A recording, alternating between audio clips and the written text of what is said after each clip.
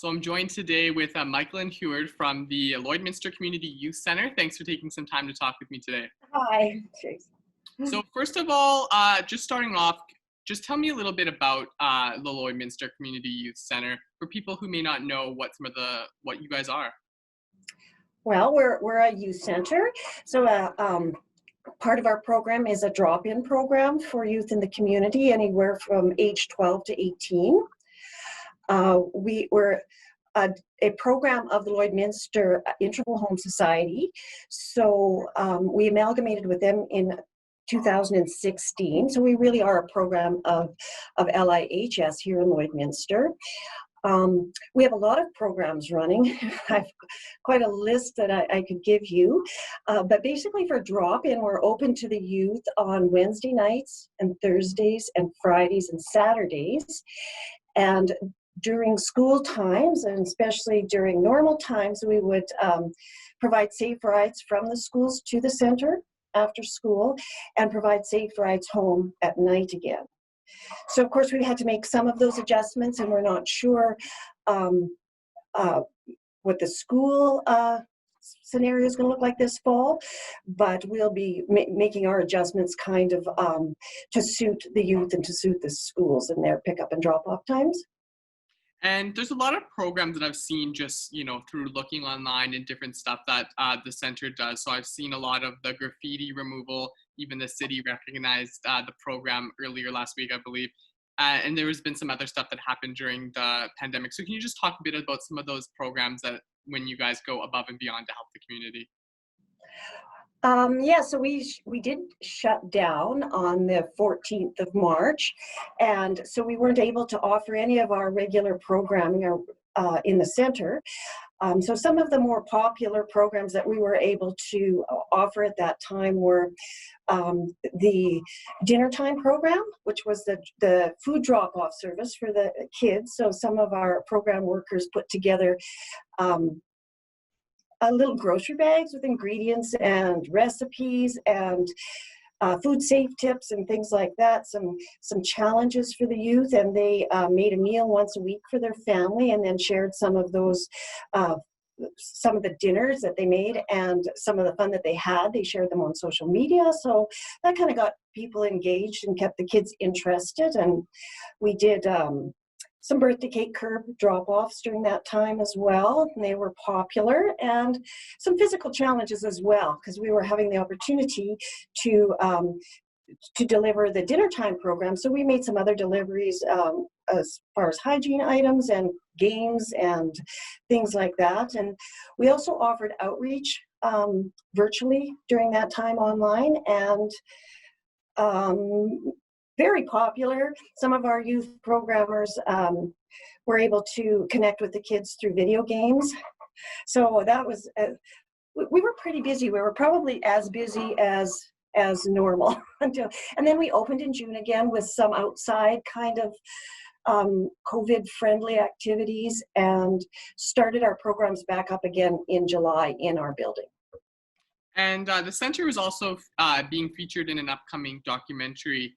Can you just talk to me a bit about how that first started, and then just tell me a little bit about kind of how that went? Bamboo Shoots was contracted through TELUS and approached us in a project TELUS is doing about communities, organizations and communities, and just the vitality of smaller communities in Alberta and Saskatchewan. So they had identified us and approached us, and we were happy to be able to share some of the work that we do here with the broader communities.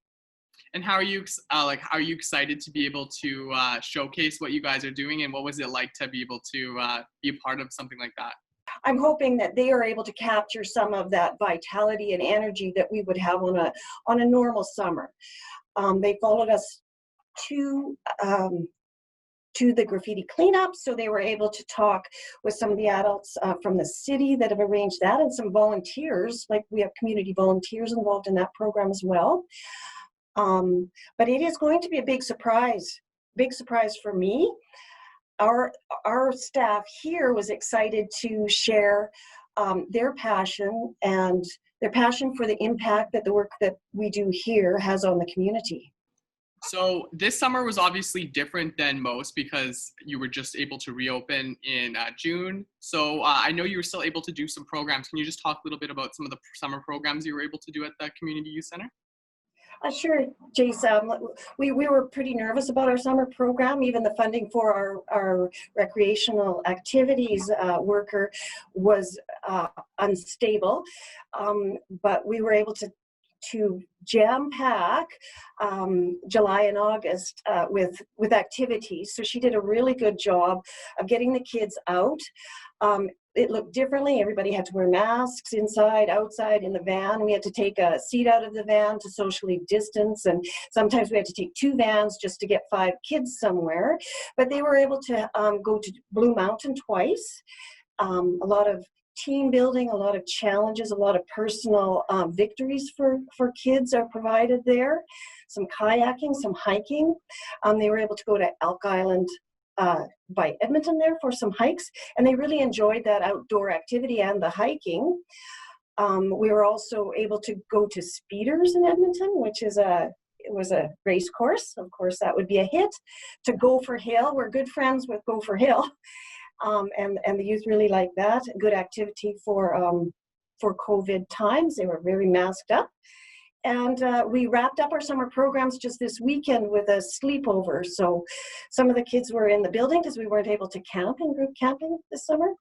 So we had a lot of reservations about how the summer was going to look, and just took it on with an optimistic view. And our program, our rec activities worker just got it done for us, and the kids had a really good time.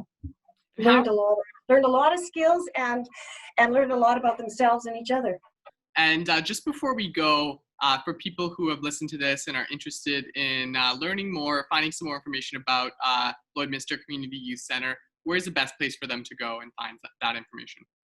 Well, we have a Facebook page, and we're active on Snapchat and Instagram.